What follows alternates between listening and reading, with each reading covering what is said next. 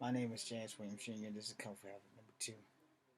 By the time you start watching this, it'll probably be like 1 a.m. or whatever. It's right now. It's 11:37, and in about so many minutes, my gargoyles alarm clock is gonna go off. And I wanted to talk to y'all about my dad. I really wanted to get this out. I have many stories about my dad, and I have many stories about my stepmom. I will let her name nameless. That way, it doesn't cause any grief for anyone. So I was about 11 years old, and we were going to Toys R Us. I earned this trip to Toys R Us. Like, literally, I did things, chores, whatever he gave me. I really wanted these G.I. Joes really, really bad. So I still have them, especially that one. She might not have the hat or the hair that she came with, but I still have her. So this is a racist story, by the way. And yes, I did get kicked out of Toys R Us at 11 years old. My stepmother, who is not black, she settled all that problem real quick. So my dad and I, we did everything that week, and he said, Jimmy, you've earned what you want from Toys R Us. You can get as much stuff as you want. Now, I don't know where if it was him or if it was her money, but I had plans. I wanted 3 G.I. Joes, and the most important thing I wanted was that damn aircraft carrier, the USS Flag. Flag, like the United States of America flag. That's where everybody heard what I said. So, we get to Toys R Us. These two little white kids jump out the car next to my dad and my stepmom. And they run into the toy store. And so my dad and my stepmom, they give me like $60, $70 or whatever and tell me, don't buy anything. We'll be in there with you because, 11 years old. You should never give a kid that much money. Especially kids don't know how to spend money. We can't count. And you can get ripped off. Store people do that. That didn't happen, but I'll tell you what did happen. And yes, this was the Chuck E. Cheese and Toys R Us combo because Chuck E. Cheese was on the far corner and Toys R Us had like the main side of the building. Chuck E. Cheese was like on the left of the building, depending on when you come into the parking lot or how you leave the parking lot. So they go in the store. I mean, these guys are happy. I think the oldest brother might have been like 13, and the younger brother was between 9 and 11, and they just skipped up into the store, the little curly hair. They were like blonde kids, little white kids. It's not racist, but what happens to me is completely racist. So my stepmom goes, okay, Jimmy, you go on in the store. We'll be right behind you. We're going to talk to these parents. So they were talking, and I skipped on up to the store, money in hand, just knowing I'm going to be buying these G.I. Joes. So within like seconds of me getting into that store, the young white lady that worked at the time, I have no idea what her name is or her hair color. It was like almond or auburn, or it was brownish. She was probably about the height I am now because I was a short guy at 11. I was a lot shorter than I am now. I could have been more than like maybe 4'7", 4'11", somewhere in there. And so I go into the store, and as soon as I get into that store, she catches up with me and escorts me out the store. Now I got tears in my eyes. I'm crying. I'm bawling. And I go on over to my stepmom, and she's like, why are you not in the store? I said, because that white lady threw me out the store. I said, what? Now, mind you, my stepmom's white. She don't take no shit from nobody. Black, white, she don't give a damn. She hadn't passed too long before my dad passed. So, she beat my dad into the store and made me come with her and point out the lady in the little red business suit. I guess she was management. And I pointed out, and she said, is there a reason why my son can't be in this store? It's like, well, he was in the store by himself. He said, well, those two kids that came in before him, they're 15, and they can be in the store by themselves. And she called her and she said, you're just a goddamn lie, because we were out there talking with their parents, and then we were going to come in the store with our child. And she's like, well, I didn't know he was your child. He's my child. And I may not have birthed him, but he's mine. And so my dad had to grab my stepmom and said, look, we got this. we don't have to fucking shop here. And there's a bigger toy store right down the road. Of course, Toys R Us put them out of business, I believe. I don't know if Children's Palace still work, but thank you, Children's Palace, for not being racist and letting an 11-year-old boy come in there. And though my heart got broken that day, I still got to go there. So my stepmom and my dad, we got in her old Dodge. It's like a goldish color. And we drove on down to Children's Palace. Now, here's where my heart gets broken. They had the G.I. Joes that I wanted. And then dear old dad had to put a stop to what I was going to get. And though my heart got broken, he explained why I couldn't get it. So the USS Flag was anywhere between 11 and 10 feet long. It couldn't fit in the car because it would have took up the whole seat and some of the trunk.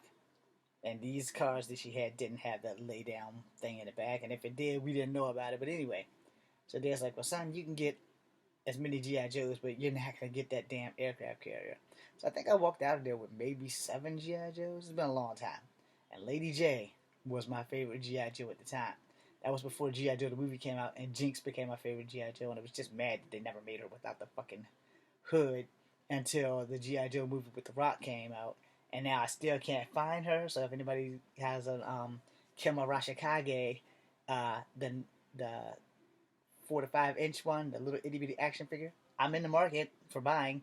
Anyway, so we got those and we played with those, and my dad's like, why is that your favorite G.I. Joe? I said, well, besides the fact that she had big titties, I just liked the way she talked in the cartoon. So, and she had a good backstory in the cartoon, being Destro's sister and all. So my dad laughed at me and said, don't worry, son. You'll probably never grow out of looking at women's titties. And I never did. And him and my stepmom laughed really hard about that shit. And I opened up my G.I. Joes, played with them, and that was pretty much the end of that story. Now, the other story I've told you guys, but I'm going to relive it just because of today. My dad and I was going to Jersey Park to buy Uncle Bruce's truck. And I was throwing rocks. And then I wasn't throwing rocks.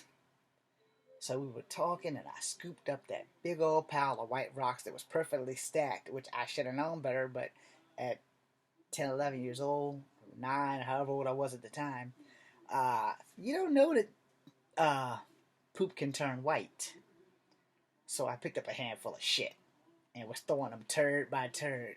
Whole time, this fella right here is back there like this, just laughing his ass off.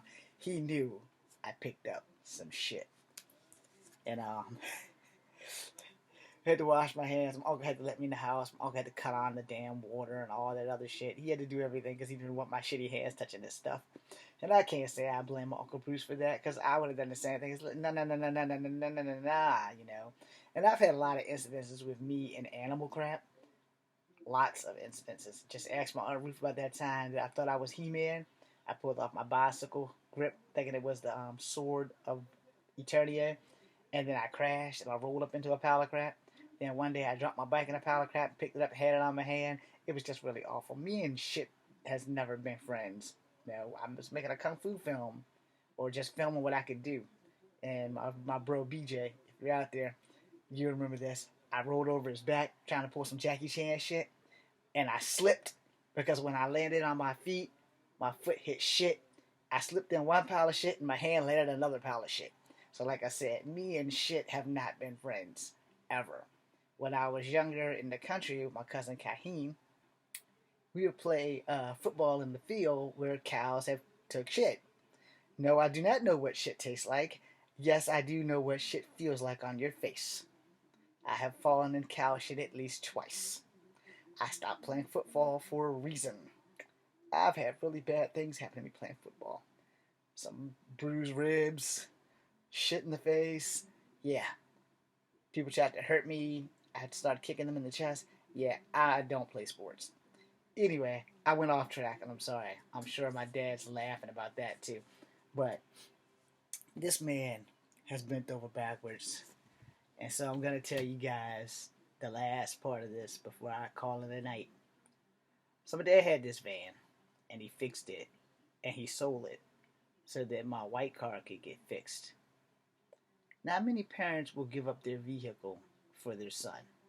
not many. Alright? Now, the trick was the white car was going to get fixed, and he would drive my yellow car until the white car got fixed, and then we would swap out because that's what he wanted to do. In hindsight, that plan never came to pass because he died, and I couldn't drive my car anyway because I was on this medicine for my leg, and when I took this medicine, whatever it was dangerous. Because when you went to sleep, you went to sleep. It wasn't as bad as the stuff I had before that put you to sleep and you sleep almost 13 hours. Because that shit was awesome. And I had to tell the doctor, y'all can't have that. But it also gave me, I wouldn't say night terrors, but it had gave me really bad dreams. Don't worry, there was no sex involved. There was me doing things that I didn't know was humanly possible, but it was a dream, and thank God. I'll just say, I woke up and I started searching newspapers and online, like Canadian strip clubs and shit, because in my dreams, I was an axe murderer, but I didn't have an axe. I had a magical walker, because I was still using my walker, and it could fly. It flew me to Canada almost every night, and I killed strippers. So I had to get off those drugs. I told my dad about that shit. He laughed his ass off. He's like, damn, Jimmy, I think the Army might have fucked your brain up a little bit. I said, nah, the Army didn't fuck my brain up. I was already fucked up before I went. But them drugs, the motherfuckers was awesome. So after that, I could only take half of the newest stuff that I had. And they didn't put you to sleep, but when you went to sleep, they kept you asleep. I learned that the hard way when I took a whole one. I was supposed to take like 2 whole ones a day, but I only needed 1 whole one because 1 whole one was pretty much the gist of it. I never got to take the whole pail after that one time. And I read that bottle, I was like, this bitch, they don't overdose me. So I stopped taking that many. So after that, he's like, all right, Jimmy, I'm going to come get you every time you need to go to McGuire, which he did posthumously. He would come and get me. I'd spend the night there, and then I'd go to McGuire the next morning. He would take off. And then, then he died. And when he died, and as long as I'm living, as long as I'm breathing, I'm always going to feel that fault because he had my piece of crap car, which killed him. And my car wasn't a piece of crap, but it was my car. Some people just can't drive other people's cars. To this day, we don't really know what happened behind the wheel. And I guess I'll find out when I pass. I love my dad. No, I would give anything to have him back. I would give up everything I have. Everything. Just to have one more moment with him. One more moment. You guys remember that. You guys think you're going to have problems with your parents. Sit your ass down and have a talk. Especially if you're grown and you remember. You might get one more moment. I don't. I would fucking go to hell and beat the fuck out the devil to have one more moment with my father. One more moment. Truth be told, I'd go up to heaven and slap Jesus if it would make me have one more moment with my dad. I'm sure I'm going to hell right after that comment, so there's going to be a lot of people saying don't go slapping Jesus. I'm deadly serious. If I could get one more moment with my dad, I'd break carnal laws. The biblical ones. I wouldn't really break the law. Got enough people of color doing that dumb shit. Which brings me to the last thing I want to say about my dad.